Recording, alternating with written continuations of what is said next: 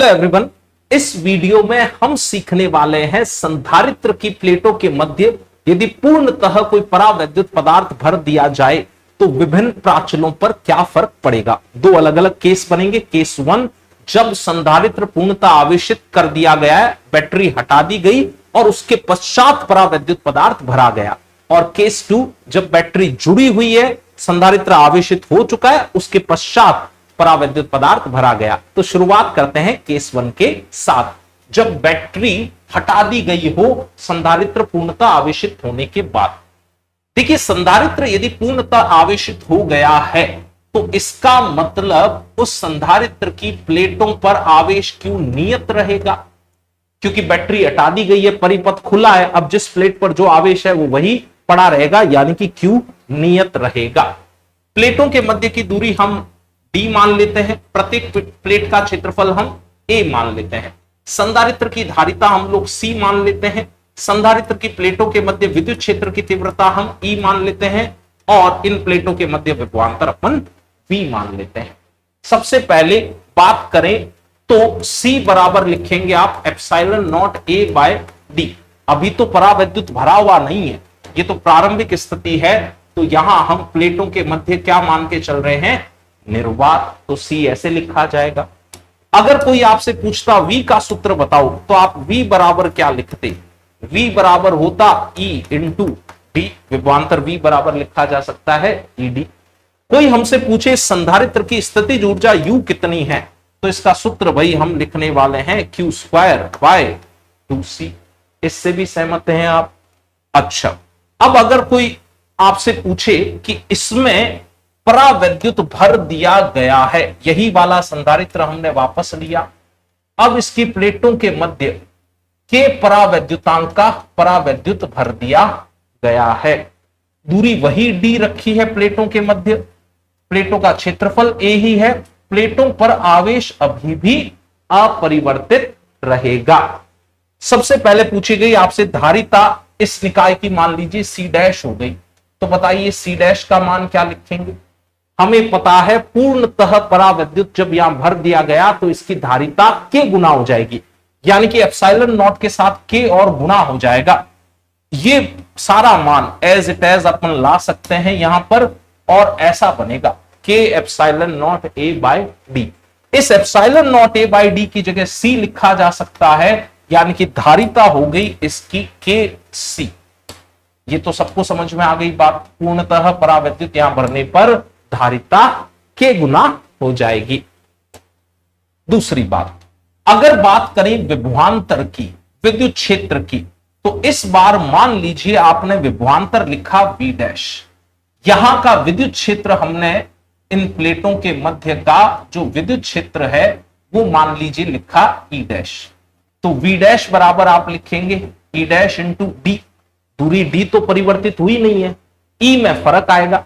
अगर आप पहले यहां E लिखते तो E का मान क्या लिखते, हमें E याद है, संधारित्र के सूत्र हम व्युत्पत्ति कर चुके हैं। E का मान क्या आया था भाई, Q बाय A, याद आ रहा है ये आपको।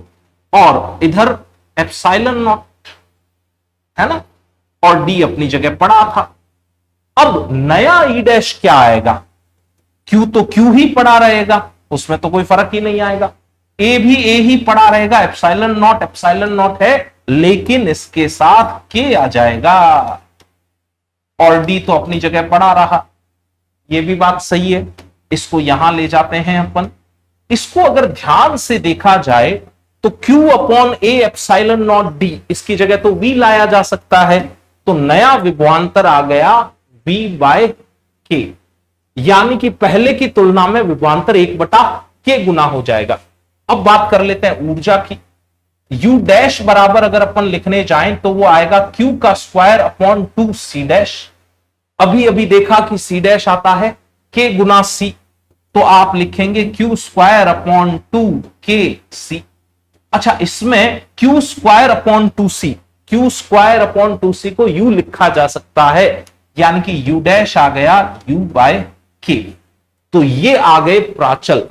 अगर पूर्णतः यहां परावैद्युत भर दिया गया तो धारिता K गुना हो जाएगी, विभवांतर 1/k गुना हो जाएगा जब निर्वात वाली स्थिति से तुलना कर रहे हैं आप शुरू में, और ये जो स्थितिज ऊर्जा इसमें संग्रहित है ये भी 1/k गुना हो जाएगी, क्योंकि यहां विद्युत क्षेत्र की तीव्रता कम हो जाएगी परावैद्युत भरने पर, तो विद्युत क्षेत्र में ही तो ऊर्जा संग्रहित होती थी, तो फिर ये ऊर्जा भी कम हुई है।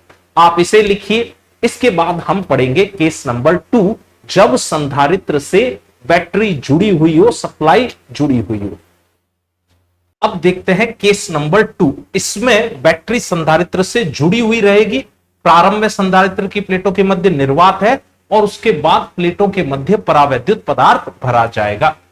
तो देखें ये व्यवस्था, यहां पर हमने एक संधारित्र लिया जिसकी प्लेटों का क्षेत्रफल माना A, इसे किसी बैटरी से जोड़ दिया है जिसका विभवांतर V है। प्लेटों के मध्य की दूरी हमने D मान रखी है, यहां हमने निर्वात मान रखा है, यहां आवेश Q माना, यहां आवेश -Q माना। प्लेटों के मध्य विद्युत क्षेत्र हमने ऐसे दिखा रखा है, समरूप विद्युत क्षेत्र। ठीक है, सबसे पहले बात करते हैं धारिता C की। चूंकि निर्वात उपस्थित है तो धारिता C लिखी जाएगी ε0A/d। सहमत है इससे? आवेश Q की अगर चर्चा करनी हो तो फिर आप Q बराबर लिख देंगे CV, तो वो भी मैं यहां लिख देता हूं। Q बराबर हम लिख देंगे C × V, ये वाला आवेश का मान प्राप्त हो गया। अच्छा, E की बात अगर करनी हो तो E बराबर क्या V/d लिख दें, और अगर स्थितिज ऊर्जा ज्ञात करनी हो तो क्या ½ CV² लिख दें। भाई धारिता इसकी C दे रखी है और विभवांतर प्लेटों के परितः V है, तो ऊर्जा आ गई ½ CV², स्थिर विद्युत स्थितिज ऊर्जा। अब बैटरी लगी रही, हमने यही व्यवस्था वापस ली और इस बार प्लेटों के मध्य निर्वात की बजाय क्या भर दिया भाई? कोई परावैद्युत पदार्थ भर दिया। ऐसा परावैद्युत पदार्थ भरा जिसका परावैद्युतांक K है। K परावैद्युतांक वाला पदार्थ भर दिया तो यहां आवेश परिवर्तित हो जाएगा, तो उसको Q' से दिखा दिया। अब सबसे पहले अगर हम Q' लिखने जाएं तो हम लिखेंगे C' × V। भाई धारिता बदल जाएगी। C' मैं आपके लिए निकाल देता हूं। C' = क्या K ε0A/d लिखेंगे। ये संधारित्र का सूत्र हमने व्युत्पत्ति किया था जब परावैद्युत भर दिया जाए तो। अच्छा, ε0A/d तो इसमें से पहले से C है, यानी कि ये धारिता आ गई K × C। अब ये C' का मान वहां रख दीजिए, यानी कि यहां रखेंगे आप KC और V अपनी जगह पड़ा है। अच्छा, इस CV की जगह हम क्या ला सकते हैं भाई? CV की जगह क्या आवेश Q लाया जा सकता है? तो यानी कि ये आवेश आपका हो गया KQ। पूर्णतः परावैद्युत माध्यम जब यहां भर दिया गया तो आवेश निर्वात वाली स्थिति की तुलना में K गुना हो गया, और धारिता भी तो K गुना बड़ी है, तो आवेश भी तो ये ज्यादा संग्रहित करेगा। अच्छा, एक इंटरेस्टिंग बात है, E अगर अपन देखें तो विभवांतर V है, दूरी D है, तो E तो अभी भी V/d पड़ा रहा। बड़ी शानदार बात है, E का मान इस परिस्थिति में परिवर्तित ही नहीं होता है। संधारित्र की दोनों प्लेटों के मध्य विद्युत क्षेत्र नियत रहता है। ऊर्जा की चर्चा कर लेते हैं, तो ये आप लिखेंगे ½ C' V², V तो नियत है। C' की जगह आपने रखना है KC। धारिता हम देख चुके हैं बढ़ गई है K गुना, तो ये आ गया आपके पास K × ½ CV²। ½ CV² क्या है? U, तो आप इसकी जगह U रख दीजिए, यानी कि स्थितिज ऊर्जा निर्वात वाली स्थिति की तुलना में K गुना हो गई है। आपके लिए अब है एक शानदार NCERT का प्रश्न, आप चाहें तो इसे ट्राई करें।